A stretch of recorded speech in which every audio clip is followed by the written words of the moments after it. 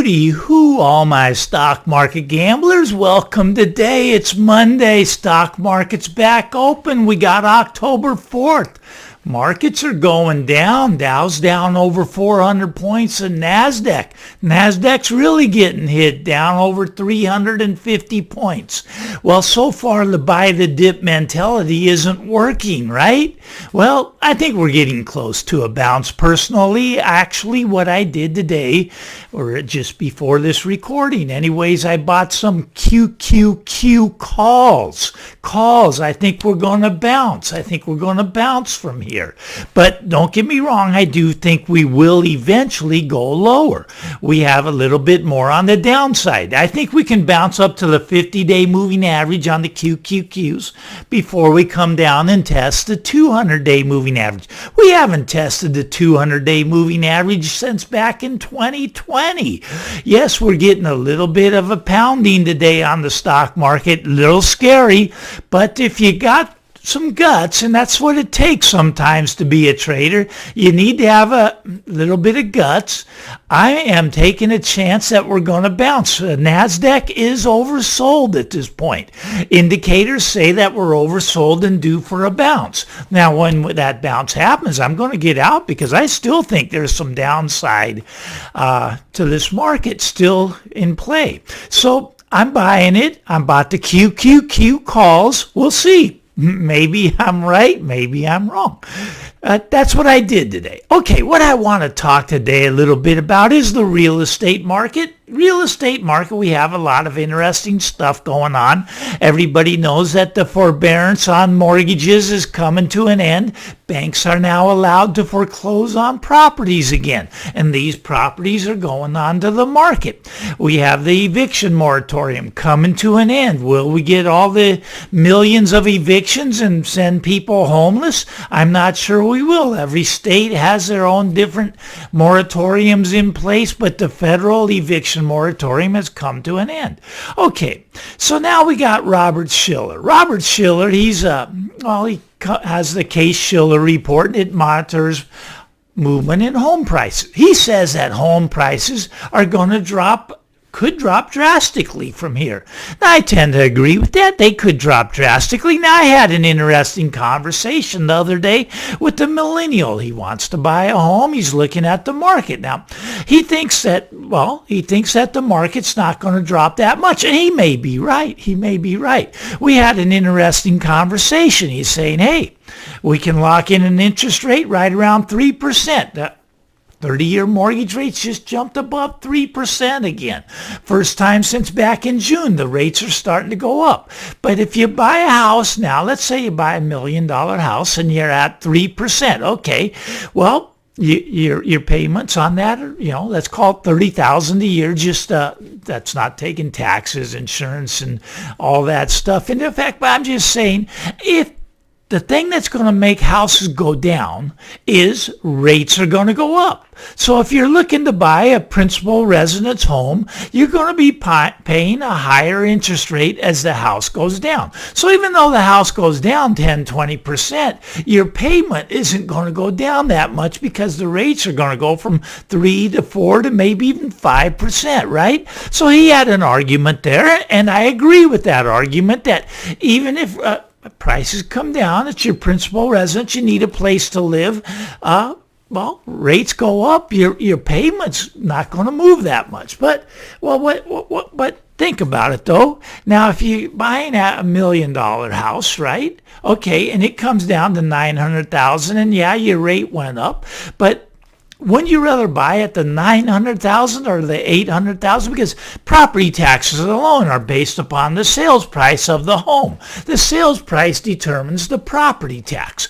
Okay, so you got a lot of things in motion right now in the housing market. But it's interesting because I was explaining to him, being a baby boomer, baby boomers own about 1 out of every 4 houses. Now, eventually, baby boomers are going to be moving into old folks' homes. They just are. They're not going to have these McMansions anymore. They're going to sell them. They're going to downsize. Their kids are long gone out of the house, and some of the kids are even going to put the parents into an old folks' home. So you got the baby boomers want to sell about 1 out of every 34 houses. That's going to happen over the next 10, 15 years. It's not going to be an instant thing, but there's no shortage of houses. Now, the millennials, they want to buy these houses, right?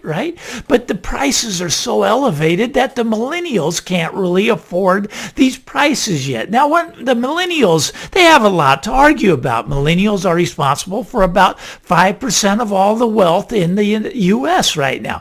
Now, when the baby boomers were at their age, they were responsible for about 30%. So the millennials only have 5%. Now, there's a lot of reasons for this. Student loans would be one of the reasons. They just aren't buying houses because they can't afford them.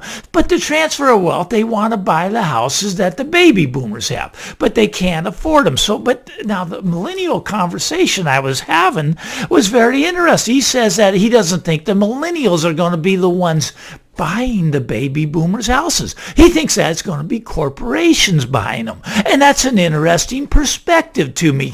Corporations buying the homes. Now, when I was,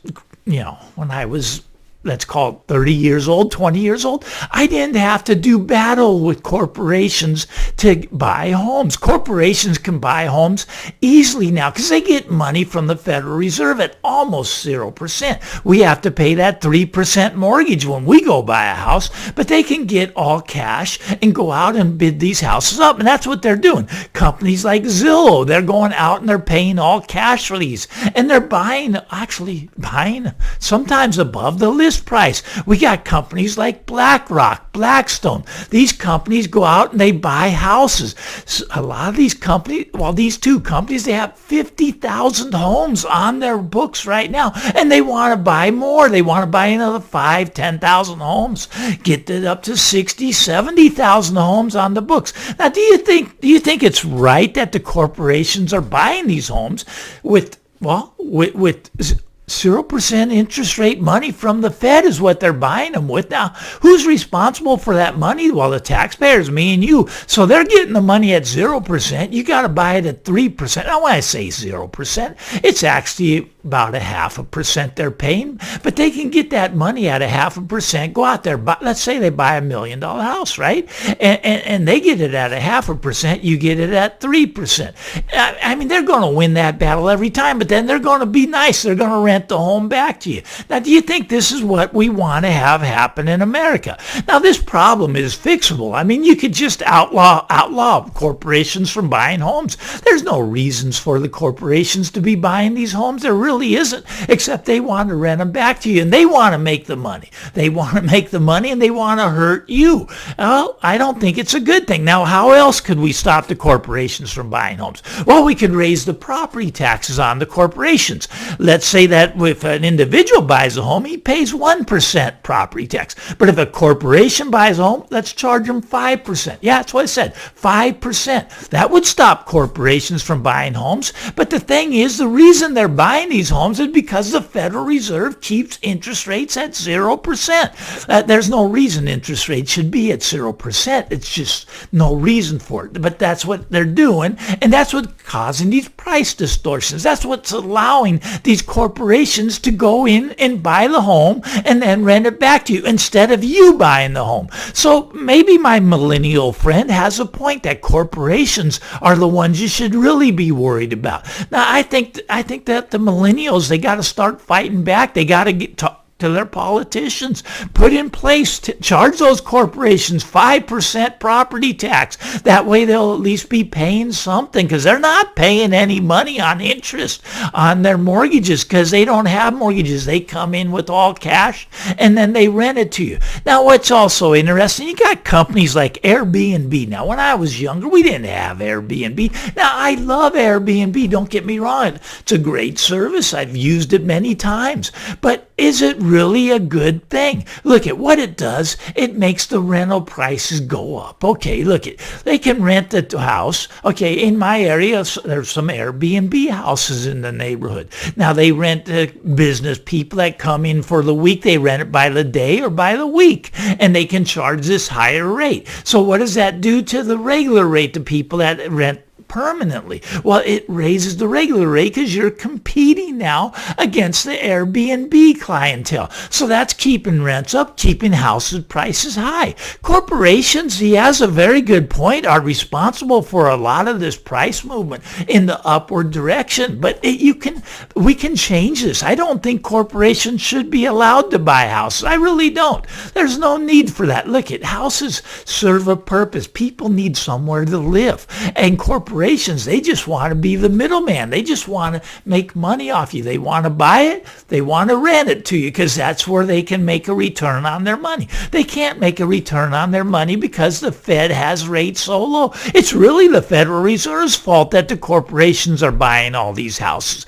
But the millennial has a problem here. He wants to get in and buy a property at a reasonable, fair price. And the baby boomers, we're going to be exiting the market soon. So we're going to want to sell to the highest bidder, though, and maybe the corporation is going to be the one that is the highest bidder. That's what's going on in the real estate market. It is changing. It is shifting. House prices are not going up anymore. They flattened out. They're even starting to drift down. Now, of course, every area is different in real estate. Your area might be different than my area. My area, we flattened out. We're starting to come down a couple percentage points every month. We'll see what happens. The housing market's starting to get softer, but what a run-up it's had. There is no reason home values should be up as high as they are. The reason? We got the Federal Reserve keeping rates low, and we got corporations going in and paying all cash, competing against you and me to buy these houses. Okay, that's what I wanted to talk today about. I got that off my chest, and thanks for listening to that. But we got the stock market. Stock market's getting hit today, but I do think that's an opportunity, right? I think it is almost time to start buying the dip. I bought the QQQ calls when the NASDAQ was down about 350 points right before I started this to record this. So we'll see what happens. Maybe it continues to fall. Maybe we hit that NASDAQ down 500 points today. That'd be a wild drop. But anyways, I think we're going to get a bounce. We're oversold. Indicators are saying we're oversold. And I think we're going to get a bounce before we head lower. So I'm playing to the upside here. I got the QQQ calls. If you like this stuff, give me the thumbs up. Hit that subscribe button so I can tell you how my QQQ calls made out. I may only be in them a day, maybe only be in them a few hours. I'm a trader. I jump in and jump out. I like a market that has this volatility that we're getting right now, which is bringing the market down really fast, and it'll bring it up really fast. A lot of volatility out there. Get out there, have some fun, have a great Monday. I'm Tall Mike. I'll talk to you all again later in the week. Bye-bye now.